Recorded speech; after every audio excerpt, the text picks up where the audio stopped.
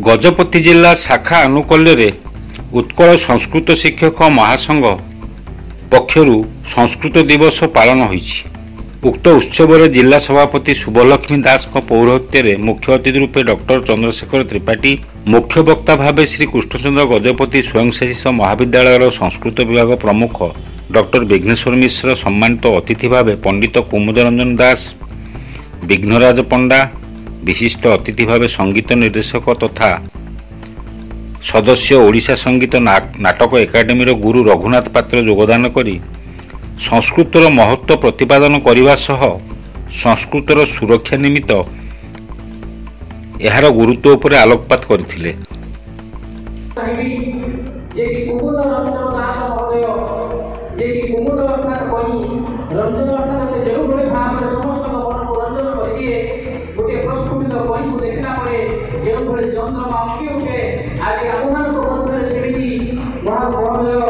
शाखा तरफ पारालाखमुंडी महेंद्रगिरी उच्च विद्यालय परिसर में संस्कृत दिवस पालन समारोह आयोजित होता।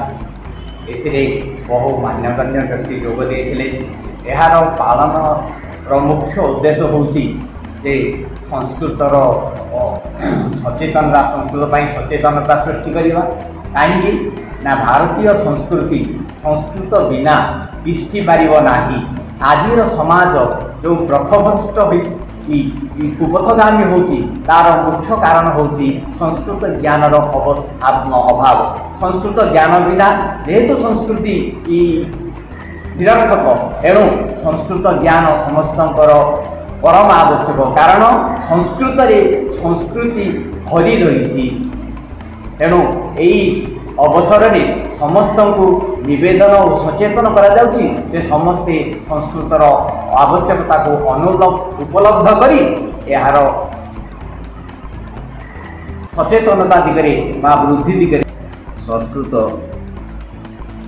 महासंघ तरफ गजपति जिला तरफ आज जो समारोह पालन करा जायछि निश्चित भाव स्वागत योग्य। संस्कृति और संस्कृत परस्पर परिपूरक। जदि जड़े संस्कृत न जाने जन संस्कृति विषय किसी जापर।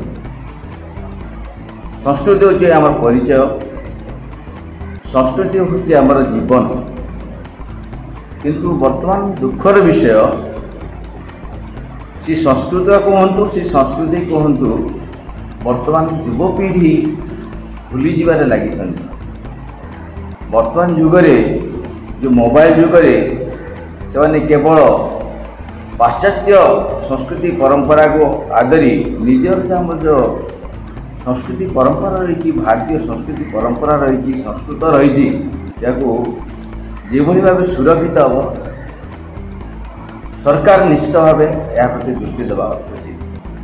आज उत्कल संस्कृत शिक्षक महासंघ गजपति शाखा तरफ हमारे जिला स्तरीय संस्कृत उत्सव पालन कर यार आभिमुख्य हूँ संस्कृत को घरे घरे पहुँचाइबा जी कि आम प्राचीनतम भाषा जे आम देवभाषा से आज अवक्षय हो जाए।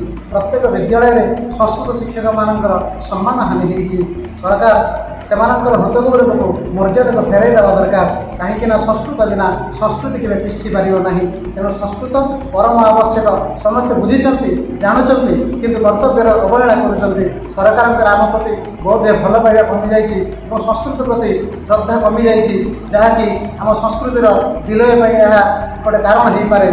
तेणु आम समस्ते आज यही दिवस माध्यम सरकार को एवं समस्त समाज को मध्य सचेतन देवा चाहूँ जे संस्कृतर सुरक्षा नित्यांत दरकार, संस्कृतर मर्यादा दरकार। पंडित सुभाषिष पति कार्यक्रम को परिचालना करथिबा बेले मनोज पाढ़ी धन्यवाद अर्पण करथिले।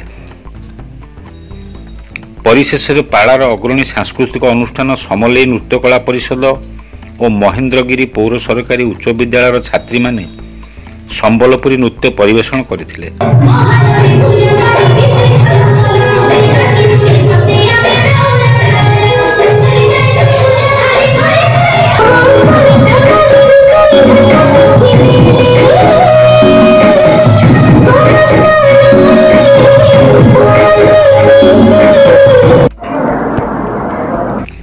ଗଜପତିରୁ ବିବେକାନନ୍ଦ ବେହେରାଙ୍କ ରିପୋର୍ଟ, ଖୋଲା ଖବର ଟିଭି।